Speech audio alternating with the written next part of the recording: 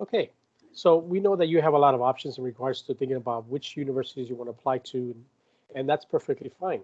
But we want to say that one thing about the University of California, which I represent, is think about that you have a lot of options. That's one. Second thing is that you ask yourself the questions is why would I be applying? Why would I be applying to the University of California? First of all, think about this for a minute. With the University of California, we have close to 800 majors, which is kind of nice. And with the University of California, we're inventing 3 to 4 new things every single day. In regards to all that, we go out to talk to students about the campuses and the university itself because we're looking for the next innovator, the next inventor, the next mover and shaker, and someone's going to make a difference in the community and the world. But with the University of California, we want you to think of it as one university with 9 options. Those 9 options that you have in front of you is basically thinking about where do I want to be at the beach? So you're looking at 2 campuses, maybe Santa Cruz and Santa Barbara for that matter. Do I want to be in the city? You're looking at Irvine, San Diego, UCLA, and Berkeley. Or do I want to go inland? Uh, Riverside, Merced, and Davis. Those are great options. Any option within the University of California is a good option. The one thing that you should be thinking about when looking at a university, thinking about the University of California in general, is think about this for a minute. Does the university I'm thinking about applying to have what I want to study? That's going to be essential to your success in regards to this. More times than not, students always apply to universities in regards to just name recognition, which is perfectly fine. But the one thing that you should always ask yourself, do they have what I want to study? Or at least think of wanting to study.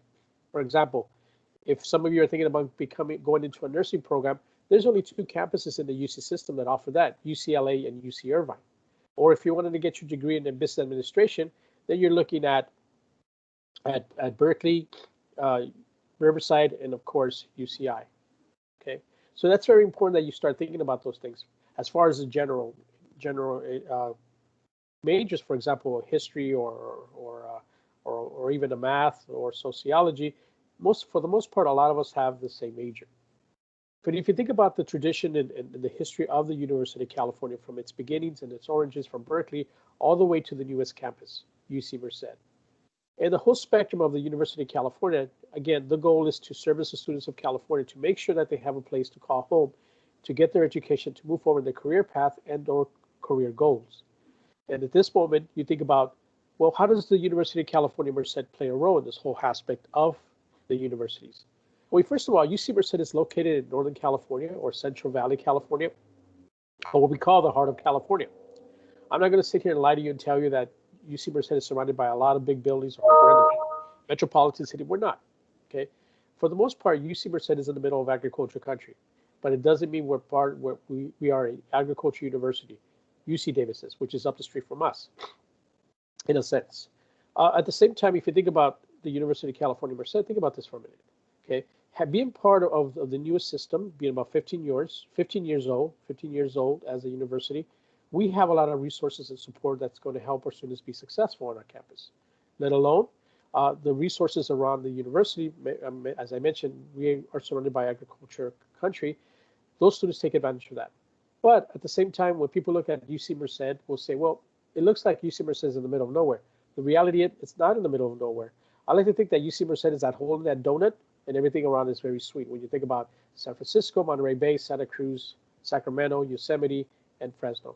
And be mindful that UC Merced is the only campus that has a relationship with Yosemite or a national forest in this case, or a national park in this case. Another thing about UC Merced, as I mentioned to you, we are about 15 years old, so we are very young in many ways or another, and we have a lot of opportunities for our students. Let alone our newest buildings that we have on our campus. It's like buying a new car with that fresh smell of a new car. Apart from that, we are very resourceful when it comes to being green. What does that mean? Our university runs on solar panel energy, which I think is an awesome experience for our students. And not only that, we're on the cutting edge of technology. But one of the aspects of our campus that makes us unique in many ways or another is that our campus likes to think that we like to look like California. And that's one of the aspects that we promote because of the fact that the University of California, as well as Merced, we're here to service the students of California. And if you think about our situation and as to what we have on our campus, think about this. Yes, we're less than 10,000 students, but we're still growing in that sense. 99% of our students come from California. Okay, but if you look at the distribution of all the students who attend UC Merced, you think about the whole state of California, and you're going to see that the majority of students who attend UC Merced are from Southern California. Now, keep in mind that the University of California Merced was established in the Central Valley for one reason alone, and that was to basically service the students who live in that region, Modesto, Madera, Fresno, all that area in there. But for some reason, the students that attend UC Merced are from Southern California, and that's okay with us. Less than 1% are from out of state or international students, and we're still working with that. But keep in mind that main focus for the University of California is to service the students of California. That's the main goal. And again, being a smaller population has its advantage. I like to think that UC Merced can offer you kind of a private school environment feeling with the public outcome. And that's another thing about the University of California is that when a student attends a UC campus, you're looking at one of the best institutions or the best universities in the world that are recognized for the best education that is given to you in regards to that. Another thing that you want to see is that if you think about the campus itself and the community, there's about 80,000 residents who live in the city of Merced. Once again, it's a very small town, not big, but there is a very diverse population within the city of Merced. We have a huge number of Polynesian community in there. We have a Middle Eastern as well, and then we have an Indian population as well. And that goes to say to the fact of how the community itself is run. Because within the city of Merced, we do have a lot of diverse restaurants that you could actually tap into from your Asian food to Middle Eastern or Indian food and all that other stuff. You're going to have that exposure. So being a small campus and being a small town, we want to try to integrate both the city with the university. And keep in mind that the university itself is about several miles away, a couple of miles away from the city. So eventually that's going to be one identity. How are we doing that? We're building a playhouse in the city of Merced. We're building new buildings that are going to be part of the university itself experience. And apart from that, you do have your ins and outs of the university itself. So we do have, the theaters. We do have your Costco's. We do have your Walmarts. We do have your Targets. We do have our malls. So we have everything that you need in order for you to feel comfortable. But we also have other things that go within the city. Outside the city, you do have the 35 campgrounds. You do have those 2 ski resorts, the 10 large lakes, and 2 rivers that within the outskirts of the city itself. But one of the things I will tell you right now is that our campus is on the growth mode, and we want to make sure that we offer those support system for our students who attend UC Merced.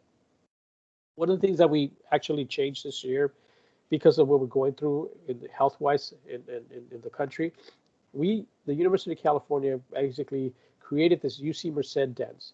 These dens are designed to help and develop friendships among all students within the campus, but also create a tap into the resources to do research within the university and have a collaboration with professors and staff so that basically your education could actually be a little bit more hands-on and a little bit more interactive with your professors and the support and the connection you're going to have with that community. Now, for those of you who might have friends who are attending or family members who have attended a UC campus, you're going to find out that when you go to a UC campus, we do twofold in regards to our lectures. So students go to a lecture, and then once you're done with your lecture, you have to go to a discussion, which is part of the requirement for all of our UC students. We took it a little bit step further by creating these dens where we basically now are going to connect everybody, not only our students, but our faculty and staff, meaning also that allows support staff like myself that are going to be advisors for some of these DANs to help and organize some of these groups so that they could be successful while they're doing long distance learning.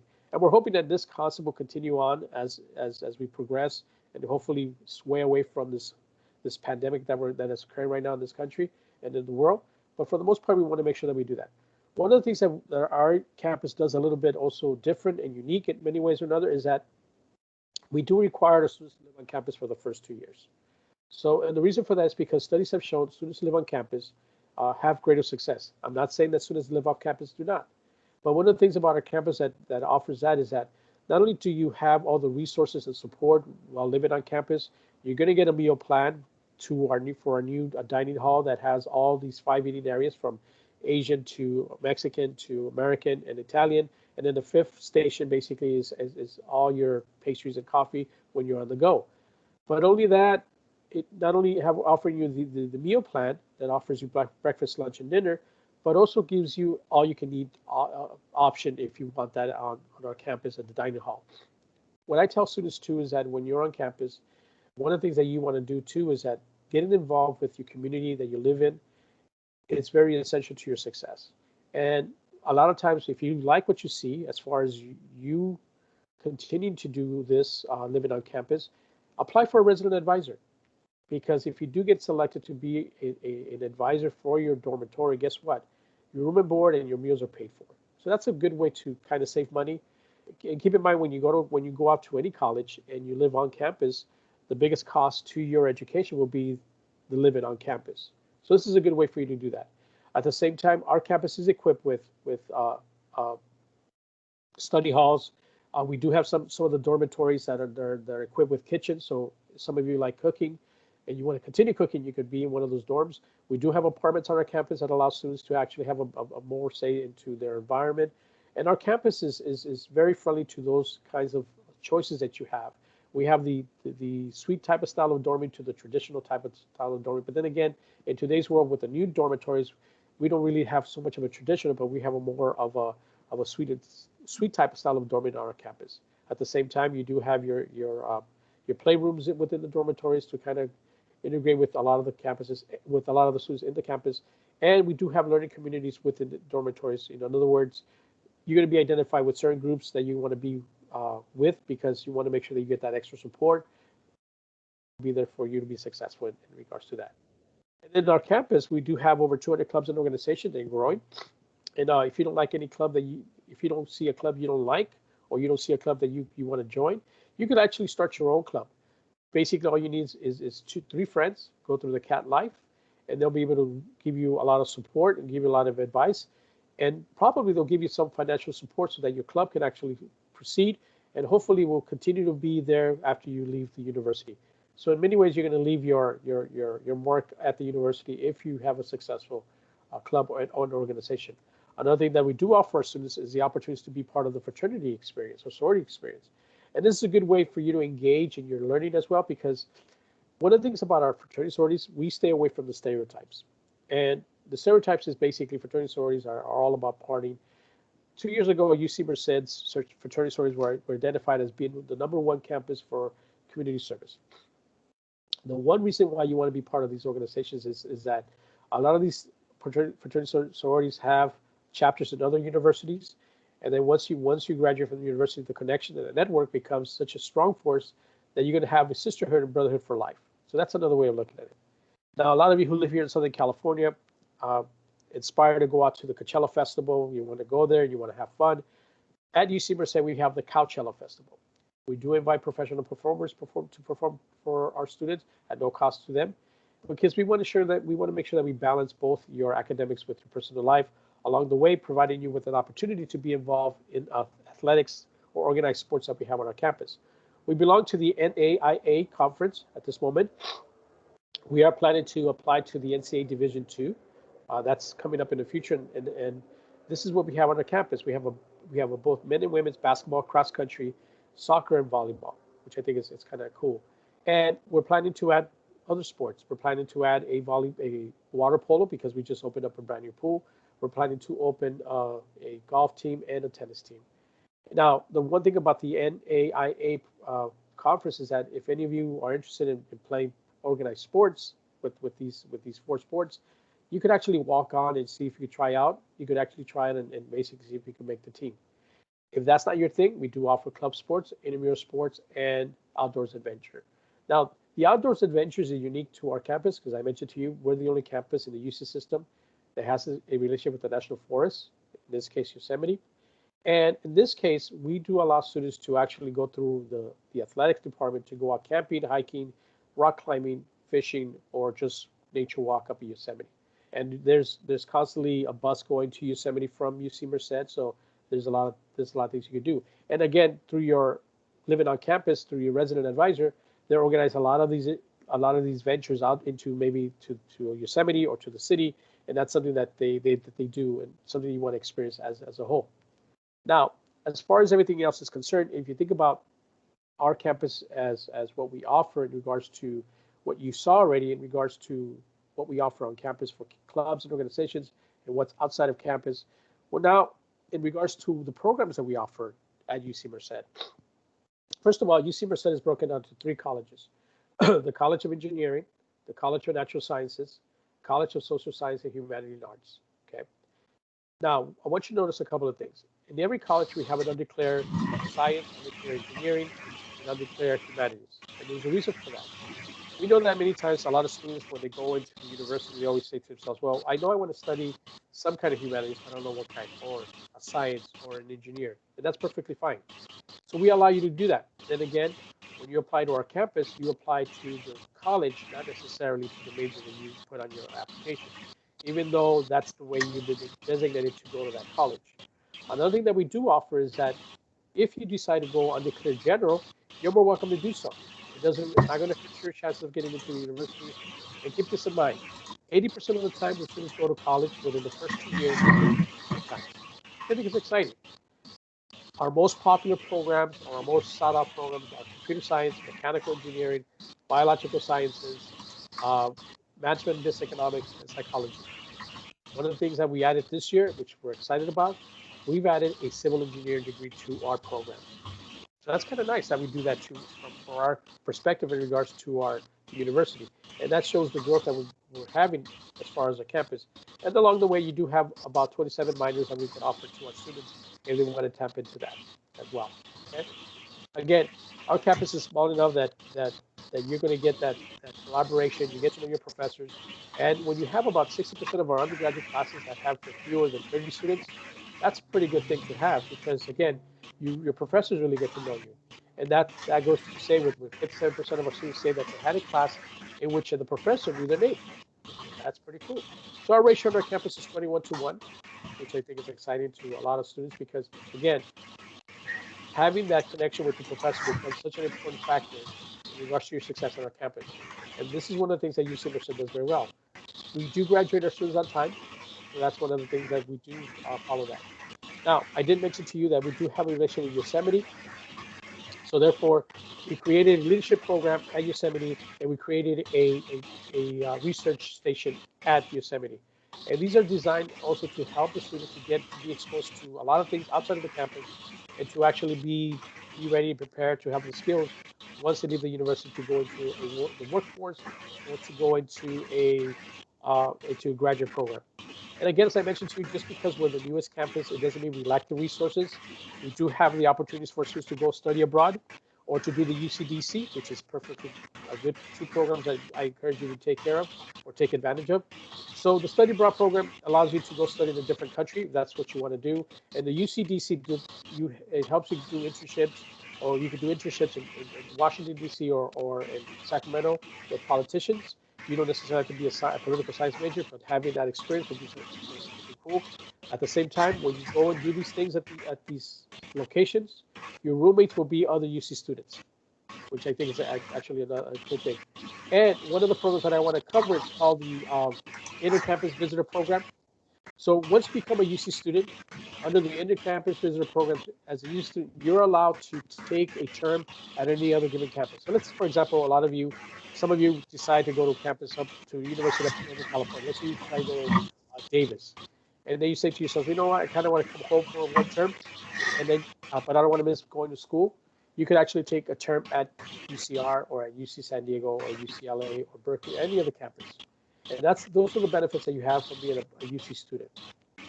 Again, the goal is basically when you become a UC student at UC Merced, we want you to create your resume from the get-go. Once you start the university, we want to make sure that you start getting involved in doing things. So this is why we encourage students to continue their community service, do internships, and get involved with research. At UC Merced, this is what we do, and we want to make sure, like Ms. Kaiser, who is also a tour guide, she has been involved in so many things that she has a resume, so she's ready to move on to the next level of her education. Professor McCloskey, as we showcase her, she is a founding member of the University of California, and she's a firm believer that every student who attends UC Merced can and should do research on our campus. If you're thinking about going into becoming a doctor or going into law school or going into medical school, the the professional student organization is there to give you advice on what classes to take, tips on how to take exams, tips on how to interview, internships opportunities, and all these other things that come into play in regards to you as a student. So these are the things that you are going to do in regards to making sure you develop your portfolio while you're at the University of California, Merced, let alone your CalTeach program, for example. If somebody wanted to become a science teacher, you do the CalTeach program on our campus, and you finish your credential at Berkeley. So that's an opportunity that a lot of students would want to take advantage of, and all that. And again, providing you with the 18 research facilities on the campus, this is where you tap into all these research that goes on our campus, in hopes that a lot of you get exposed to these opportunities, so that at the end of the day, you're going to have that in your pockets. Let alone, I don't know if any of you had a chance to see or watch the launch this past summer of the rocket that's going to Mars. I'm happy to say that UC Merced is going to Mars, because one of our students who basically graduated from UC Merced was actually worked on this project. So we're excited about those kinds of things on our campus. And through our Undergraduate Research Opportunity Center, this is where students actually get to see the list of all the research opportunities on our campus. And this is something that you can tap into as early as you commit to our campus, when you can actually start working on these projects when you start at UC Merced as a student. Okay? I like to think that UC Merced inspires your passion in many ways or another, and it also inspires you to become better, so that you'll be able to choose your path and your career path. For example, Miss Rivas here, who graduated in 2015, she was a cognitive science major. She decided to do a leadership program at at Yosemite. She liked it so much, she decided to become a park ranger. Or Miss Charles, who graduated with a degree in English literature in 2012. And look at her resume; she's been involved in so many things. She now is the director at VCSO, and this is something really good. And if you notice a couple of things about these two young ladies, they're both from Southern California, North Hollywood and San Diego. Again, we want to make sure that we offer the opportunities and the passion that you're going to have in regards to your career path.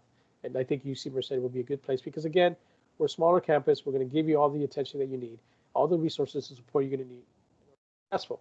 Thus, having these programs on campus, from the peer assisted learning support to the success mentor programs and to the student accessibility services, these are programs that are going to be there for you to make sure that we guide you through the process of making sure that you do not fall between the cracks, but you become successful. And at the end of the day, you're going to be graduating from the University of California, Merced.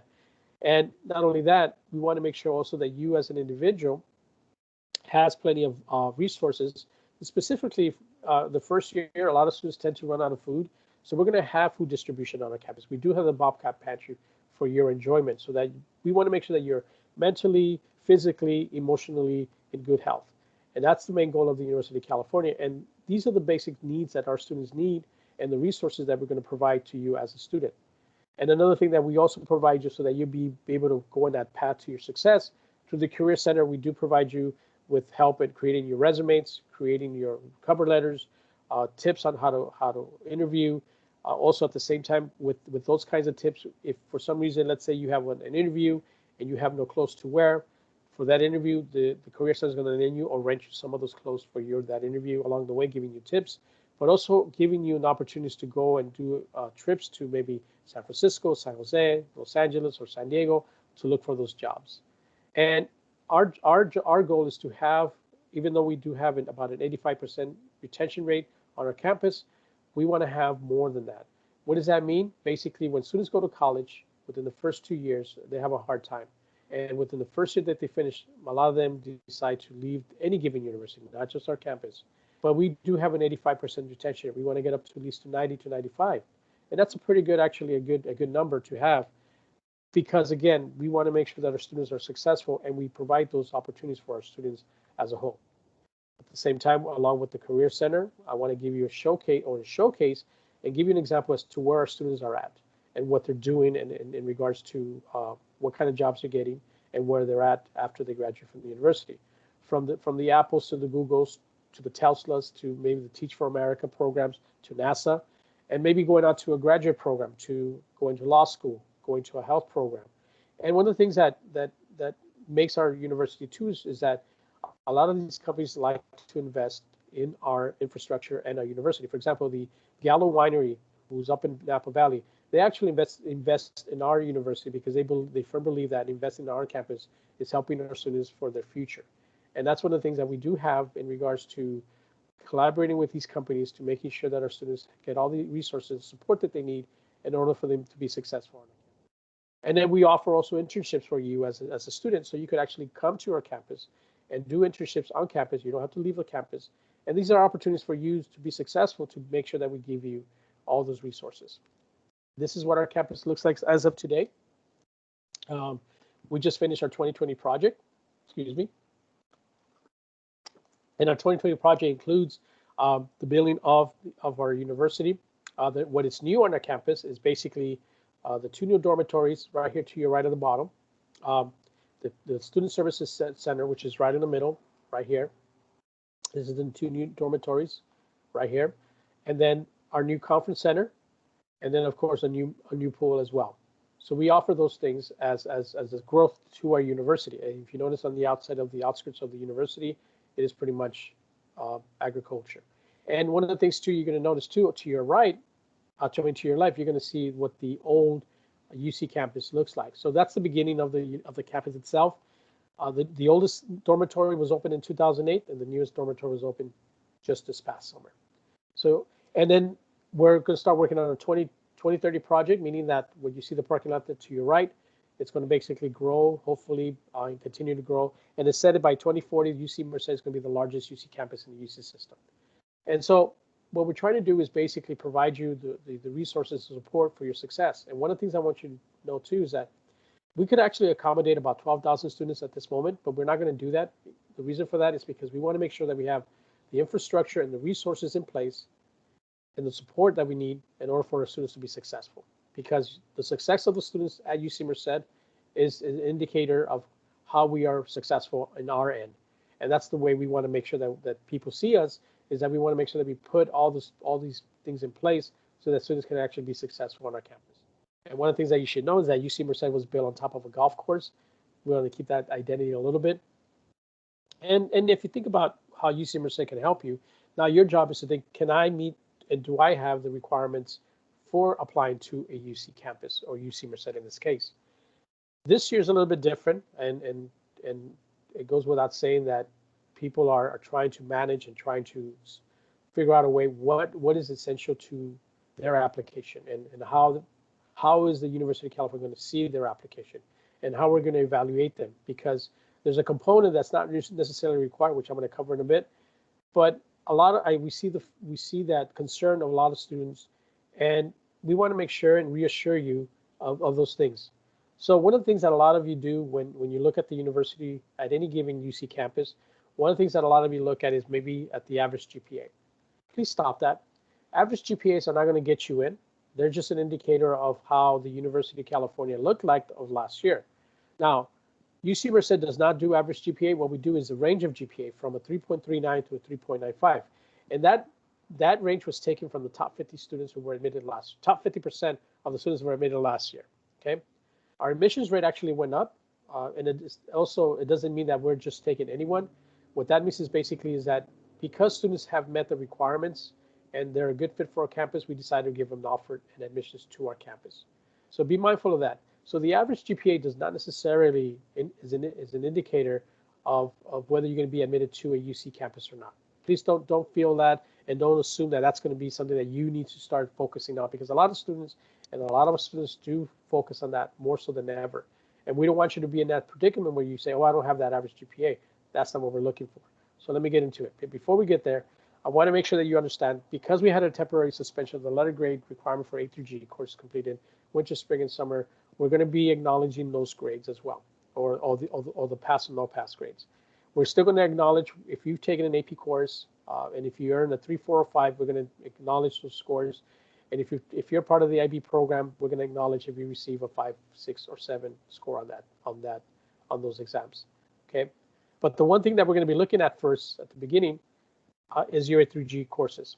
Now, you've been told from freshman year that these are the most important components in regards to making sure that you have the requirements met for the University of California or universities in California in general. And one of the things that we're going to be asking is this.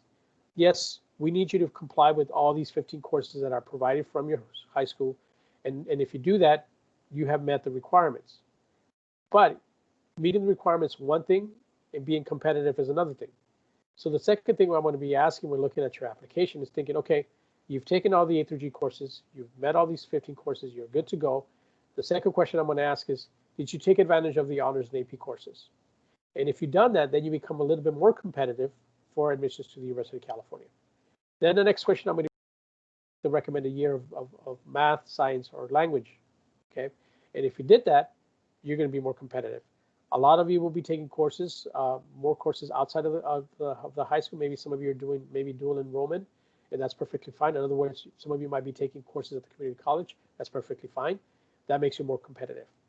And in order for you to apply to the university, you need a 3.0 and above. And we use your freshman, your summer of the after your freshman year and the summer before your senior year to calculate that GPA.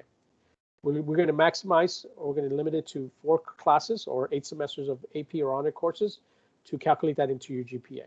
Okay. Keep in mind, the higher the better. The higher the GPA, the better, the more competitive you become for admissions. So we want to make sure that you really think about how you are tackling your year. But one of the things that we're not looking at this year is basically looking at your SATs or SATs from here or next year. We are going to be test optional. What does that mean? You don't necessarily have to submit your SAT score or your SATs if you choose not to do so. If you choose not to do so, or if you do so, your application will still receive full consideration.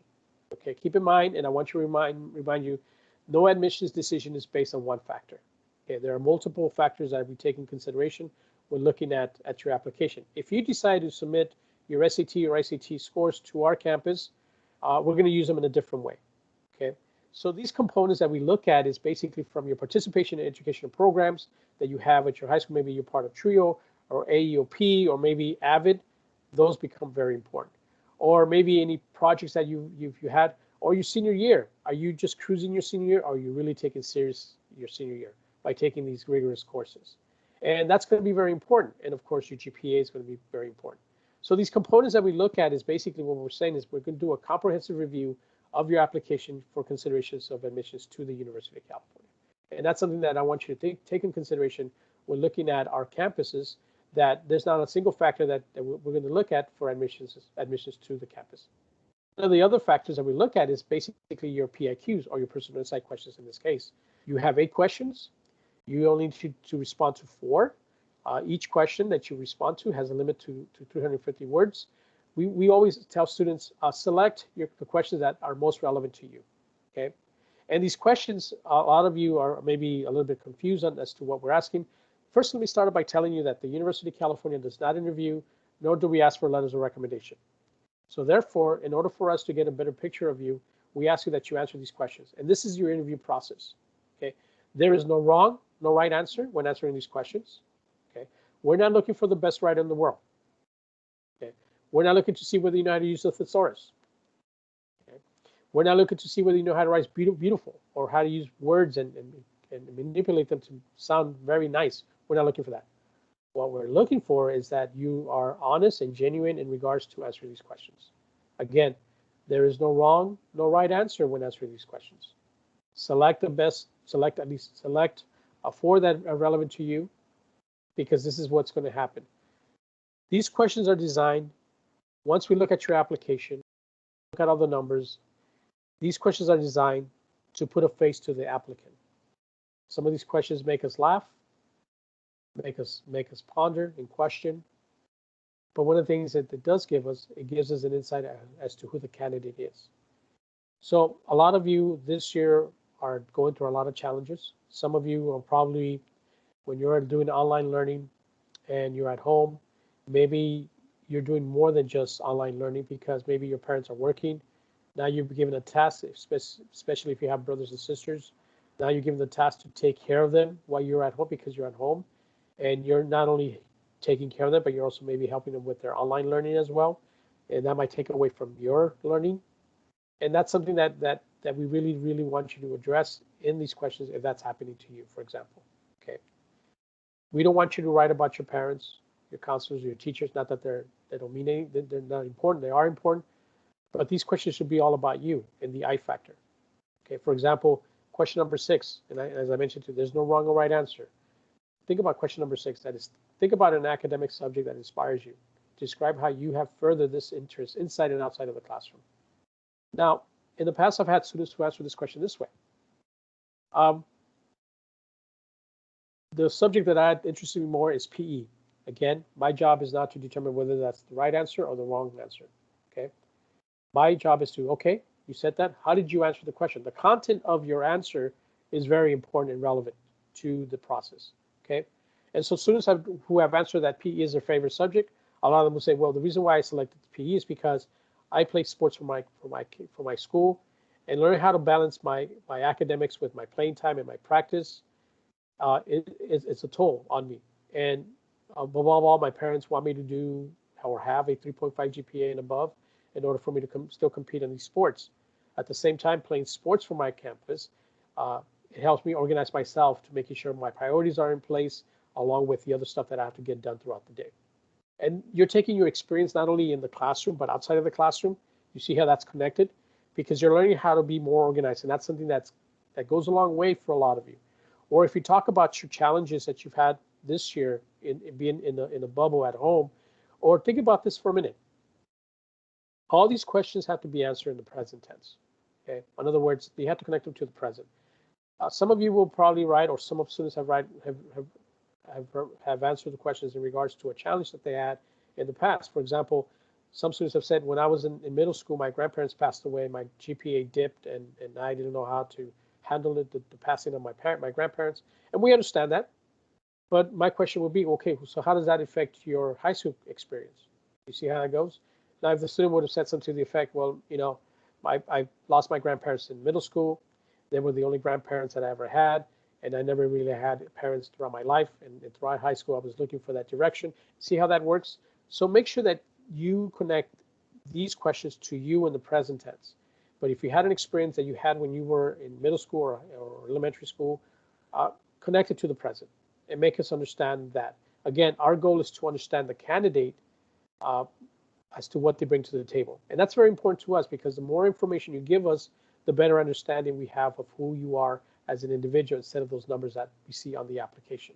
Now, if you feel that this is not enough for you to put into the application, or you say to yourself, well, you only gave me a little bit to write about, you do have a section called additional comments. This is where you're allowed 500 words, and you could write about anything you feel that you feel that we should know about you. That's perfectly fine. Just make sure that you basically utilize all the space that you are given in the application to give us more information about you, so that we could determine whether you're going to be a good fit and you're a good candidate for considerations for admissions to a UC campus. Excuse me. Okay.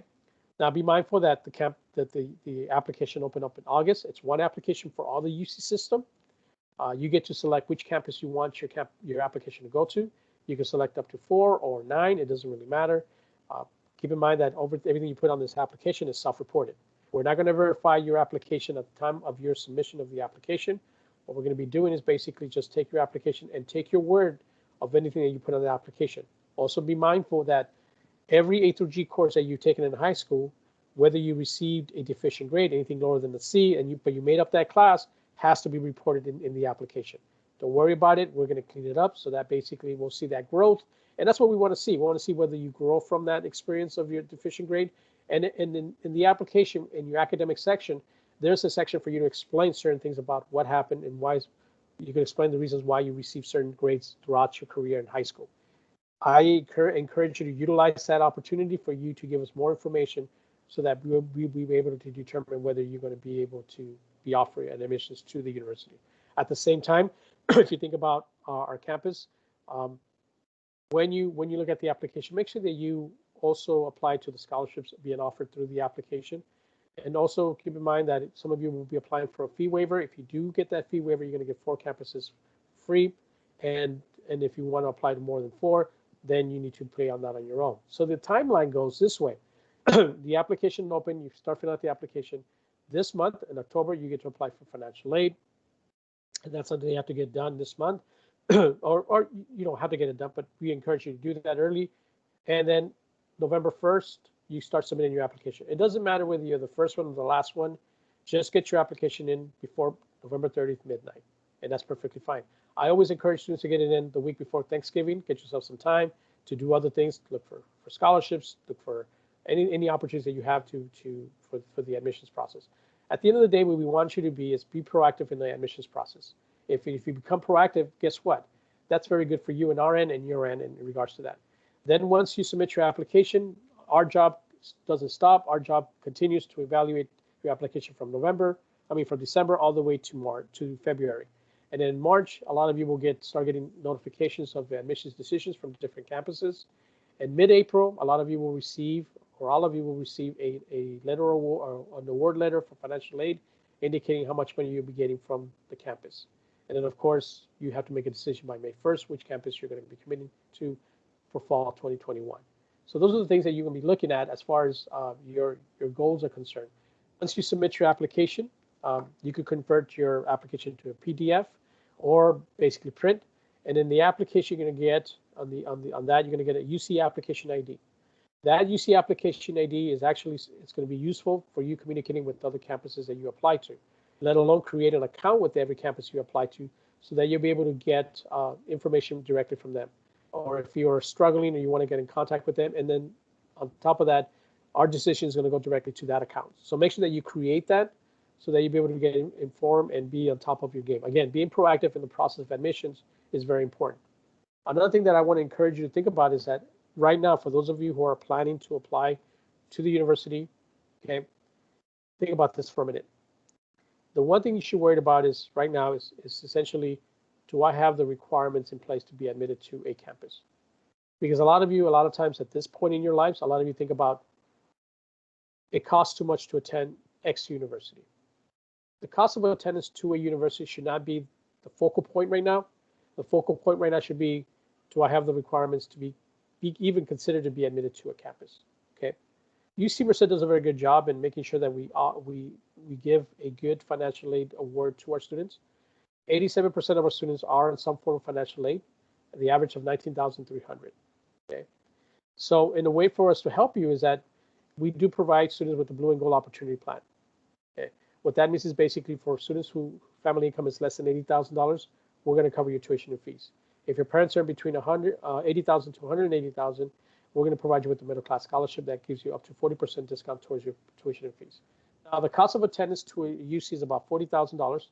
I'm averaging, it's an average, not necessarily full true. That includes tuition, room and board, books and supplies, transportation, personal expenses, health insurance, and technology expenses. The University of California at Merced, we're going to make sure that we tackle that by providing you with the support and resources to the Pell Grant, Cal Grant, Bobcat Grant. Again, one thing that I'd include in here, if some of you are planning to work on campus, you're going to get $5,000 apart from into your award letter as well. So you see, we want to make sure that we adjust to the needs of our students. This is why we did a comparison with the CSUs, and I'm not putting the CSUs down.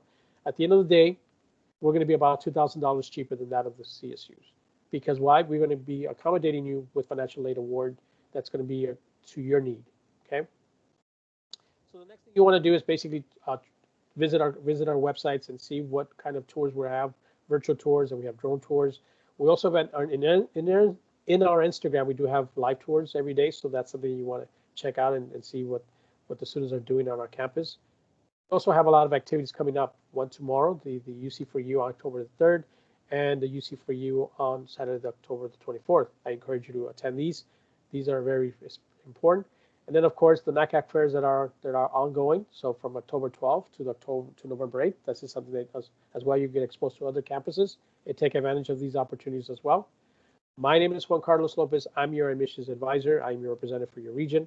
I do live in the Inland Empire, so I could actually have access to your campus. Should you have any questions or concerns, here's my email, and by all means, reach out. I'm here to help. Are there any questions?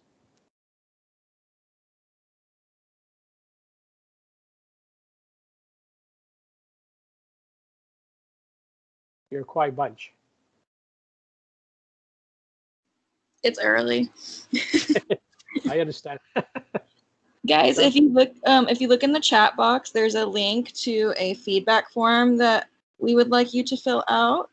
So it's just about the presentation and just some other info on there. So go ahead and do that. No questions?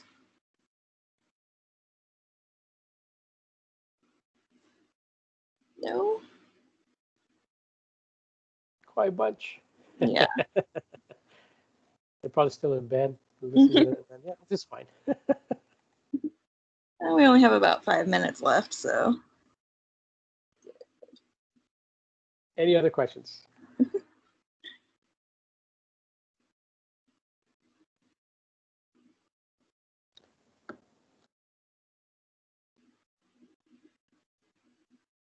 Have you had a chance to visit our campus at all? Some of them who's an avid got a chance to visit last year. I visited last year too. Okay. Mm-hmm. Yeah, some of your colleagues from your district came up to do the consular's visit this past this year. Yeah, we went in February. Yeah. So, and if everything goes well, I mean, if everything goes, we go back to normal, not normal, but we're safe to go back to. Reach out to me. If you do decide to bring a group up to the campus, I can actually provide your group with a lunch. Yeah, absolutely. The next group of students that are going to be in here, some of them are avid students, and the avid coordinator will be on there too, so we can let him know as well, because he's the one who coordinates that trip. Sounds good. Sounds good. Okay.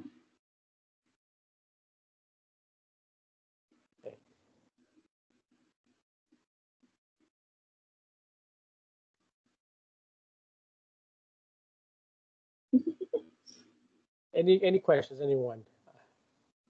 Come on, one question. Yeah, covered quite a bit. A lot of I know there's a lot of information to take, but one of the things I want to ask you to do is that doing your research of whatever campus you're looking at to apply to is very important, because at the end of the day, whatever campus you're looking at, if you get an opportunity to even visit, that'll be a good indicator whether you're going to be comfortable going to that university or not. That's when usually students make a decision, besides the financial aid package, going into campus. And you have great resources, like living here in Southern California, you have UCR up the street, you could actually, which I think a lot of you already visited. And then you're close enough, well, not close enough, but you go down to UC San Diego as well. But the important factor will be that you take advantage of the resources and support that are given to you by the campuses that are around you. And that's will be a good way for you to really look at the University of California and think about whether our system is a good place for you to get your education at. And I think it's a good place because you're going to get exposed to a lot of things. And then I think we touched on earlier, he said like which majors were available at which schools. You guys really need to research what majors are available at each school you're applying to, because not every school is going to have the program that you want. So people get really focused on a school, like, oh, I've always wanted to go here, and then they find like you get there and they don't have that what you want to study. So that happens a lot, actually. It does, and that's very interesting because it does happen a lot. And for us, it's we try to accommodate our students. But one of the good things about going to college, and this is for all of you, is that a lot of you could actually create or dictate a major that you really want to put together. That's the beauty about going to college, is that, let's say for example, there was a guy who graduated from Berkeley several years ago who created his own major. He got his degree in magic. Okay. Again, having the approval of the department, creating that, and I always tell students, if you look at all the majors that are put in the universities, like your maybe women's studies or African American studies, those were designed by individuals on campus as students who said, you know what, I want to study this subject instead of your subject, and that's perfectly fine. It's just you need to actually speak with the advisors in your college and say, hey, listen, I want to create this program. What do you think? And it's a process, and for the most part, it could get approved, and maybe if your major that you select or you created is unique to that university, then maybe they'll say, you know what, let's make it official, and let's make it a full-time major on our campus. And that's what happens to a lot of these universities. Students are creative, and that's part of your job in being creative, so that you'll be able to get exposed to all the opportunities. So at the end of the day, you really come out with your education that you basically determine how you're going to be tackle the university experience, and that's important. All right, guys, we got 1 minute left. Does anybody have any questions?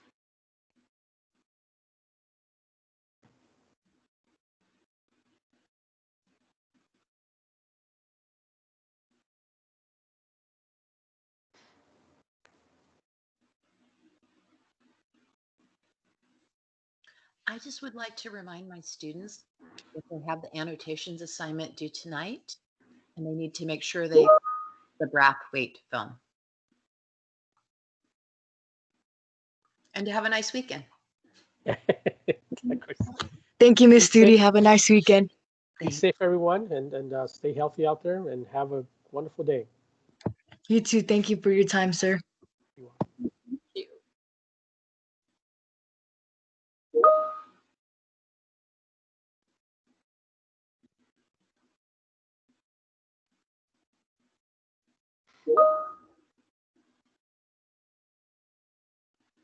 Second, I'll be back in a bit.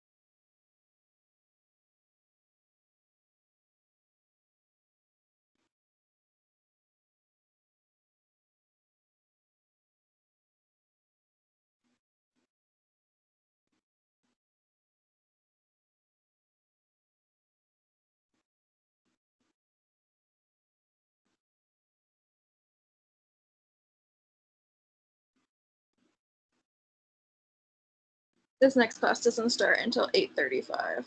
Okay. All right. So let me take a little few things. And then we can